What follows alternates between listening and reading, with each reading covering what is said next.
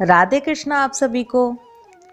आज की वीडियो में हम चर्चा करेंगे आने वाले कार्तिक मास से जुड़ी कुछ जानकारी के बारे में। बहुत ही इंफॉर्मेटिव वीडियो है, इसलिए वीडियो को लास्ट तक ज़रूर देखें। मैंने इस वीडियो में कार्तिक से जुड़ी सारी जानकारी कवर करने की कोशिश की है। चलिए शुरू करते हैं। हिंदू धर्म में कार्तिक मास का खास महत्व है। कार्तिक मास को दामोदर मास भी कहा जाता है। शास्त्रों में बताया गया है कि इस माह में जो व्यक्ति व्रत और तप करता है उसे मोक्ष की प्राप्ति होती है। यह मास महापाप का नाश करके व्यक्ति के सभी संकटों को दूर कर देता है और धन, सुख, समृद्धि, शांति एवं निरोग प्रदान करता है।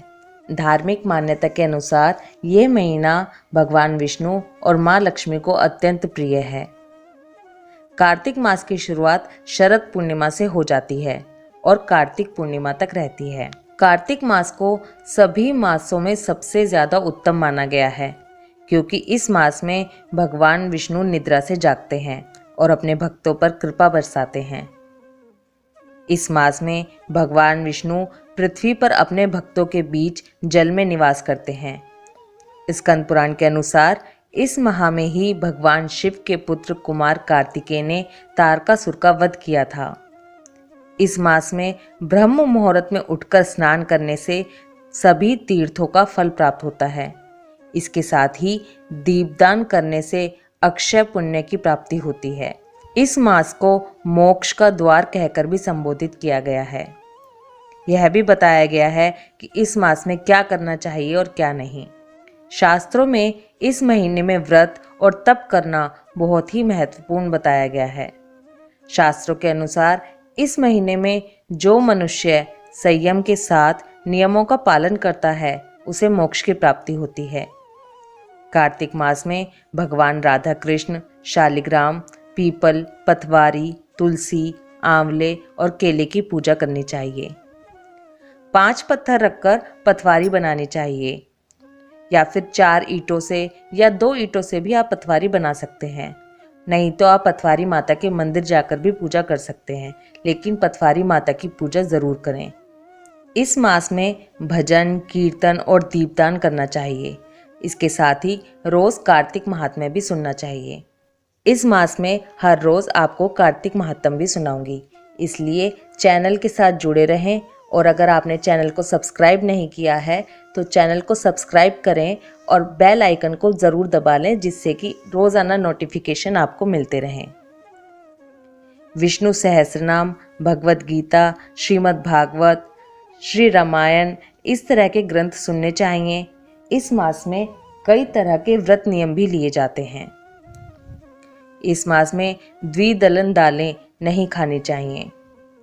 कार्तिक मास में ब्रह्मचर्य का पालन करना होता है। कार्तिक मास में संयम बरतें, किसी तरह के झगड़े विवाद ना करें। शरद पूर्णिमा 20 अक्टूबर 2021 की है। इसी दिन से कार्तिक स्नान शुरू हो जाएगा। अब आपको कुछ खास नियम बताती हूँ जो कार्तिक मास में विशेष महत्व रखते हैं, जिसमें सबसे पहला है नदी स्नान। कार्तिक मास में पवित्र नदियों में स्नान करना चाहिए। अगर नदियों में स्नान करना संभव ना हो तो घर में ही गंगा जल तिल मिलाकर स्नान करना चाहिए। पद्म पुराण में बताया गया है कि ऐसा करने से भी तीर्थ स्नान के समान ही फल और मोक्ष की प्राप्ति होती है। इस मास में श्री हरि जल में निवास करते हैं। कार्तिक मास में इंद्रियों पर संयम रखकर चांद तारों की मौजूदगी में सूर्योदय से पहले ही पुण्य प्राप्ति के लिए नित्य स्नान करना चाहिए। इस मास में दीपदान का बहुत ही महत्व है। नदी, तालाब आदि जगहों पर दीपदान करने से सभी तरह के संकट समाप्त होते हैं और कर्ज से भी मुक्ति मिलती है। इस महीने में नदी, पोखर, तालाब, मंदिर में, तुलसा जी के पास, पीपल के वृक्ष के नीचे, आंवले के वृक्ष के नीचे, खुले आकाश में दीपदान जरूर करना चाहिए। भूमि पर शयन। इस मास में भूमि पर सोने से मन में सात्विकता का भाव निर्मित होकर सभी तरह के रोग और विकारों का समाधान होता है। कार्तिक मास में भूमि पर सोना चाहिए। ऐसा करने से मानसिक शांति के साथ क्रोध व अहंकार भी दूर होता है और आत्मा की शुद्धि होती है। कार्तिक मास में तुलसी पूजा का विशेष महत्व है। इस मास में तुलसी की पूजा, सेवन और सेवा करने का बहुत ज़्यादा महत्व होता है। वैसे तो रोज़ ही तुलसी की पूजा करनी चाहिए, दीप प्रज्वलित करना चाहिए, लेकिन कार्तिक माह में तुलसी पूजा का महत्व कई गुना बढ़ जाता है।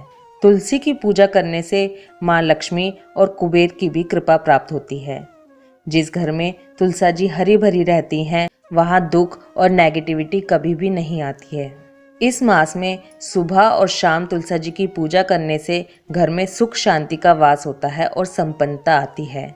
कार्तिक मास में खान पान से संबंधित भी कुछ नियम हैं। कार्तिक महीने में उड़द, मूंग, मसूर, चना, मटर, राई इस तरह की चीज़ें नहीं खानी चाहिए। लहसुन, प्याज और मांसाहार का सेवन नहीं करना चाहिए। इसके साथ ही इस महीने में बैंगन भी नहीं खाना चाहिए। द्विदलन दालें यानी कि जो अनाज 2 भागों में बटा हुआ हो उसका सेवन नहीं करना चाहिए। कार्तिक मास में तेल लगाना वर्जित है। इस माह में नरक चतुर्दशी यानी कि कार्तिक कृष्ण पक्ष की चतुर्दशी को छोड़कर अन्य दिनों में तेल नहीं लगाना चाहिए। कार्तिक मास में इंद्रिय संयम रखना चाहिए। खासकर ब्रह्मचर्य का पालन अति आवश्यक बताया गया है। इंद्रिय संयम में अन्य बातें जैसे कम बोलना, किसी की निंदा ना करना, विवाद नहीं करना, मन पर संयम रखना, खाने के प्रति आसक्ति ना रखें और बहुत अधिक ना सोएं। कार्तिक माह में दान का बहुत अधिक महत्व है, इसलिए अपनी क्षमता और श्रद्धा के अनुसार अन्नदान, वस्त्रदान या अन्य जो भी दान आप कर सकते हैं वो ज़रूर करें। कार्तिक मास में मंदिर, नदी के घाटों की सफाई करने वाला व्यक्ति अगले जन्म में बहुत धनवान बनता है।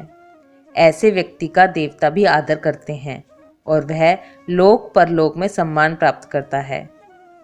भगवान कृष्ण ने देवी सत्यभामा को बताया था कि कार्तिक माह में मंदिरों की सफाई करने की वजह से ही उनको धन संपदा का सुख प्राप्त हुआ है। कार्तिक मास में परिक्रमा का भी बहुत महत्व है। तुलसा जी की परिक्रमा, विष्णु भगवान की परिक्रमा, सूर्य नारायण की परिक्रमा, यह सब ज़रूर करनी चाहिए। और जो स्पेशल डेज होते हैं उनमें यह परिक्रमा 108 बार करनी चाहिए। ये थी कार्तिक मास से जुड़ी हुई जानकारी। 20 अक्टूबर से कार्तिक मास शुरू हो रहा है, तो अपनी तैयारियां भी शुरू कर दीजिए। सुबह उठकर ब्रह्म मुहूर्त में स्नान करें। जो लोग नदी पर नहीं जा सकते वो पानी में गंगा जल मिलाकर स्नान करें। जो ठंडे पानी से स्नान नहीं कर सकते वो गर्म पानी से स्नान करें, लेकिन ब्रह्म मुहूर्त में उठकर स्नान ज़रूर करें। दीपदान, तुलसा जी की पूजा, शालिग्राम भगवान की पूजा, कार्तिक महात्म ये ज़रूर करें। आई होप ये वीडियो आपको पसंद आएगी। इस वीडियो में मैंने कार्तिक से जुड़ी सभी जानकारी देने की कोशिश की है। फिर भी अगर आपके पास कोई भी क्वेश्चन हो तो प्लीज़ कमेंट ज़रूर कीजिए। कार्तिक मास आने से पहले ये जानकारी ज़्यादा से ज़्यादा लोगों तक पहुँचे, इसलिए वीडियो को शेयर करना बिल्कुल भी ना भूलें। राधे कृष्णा।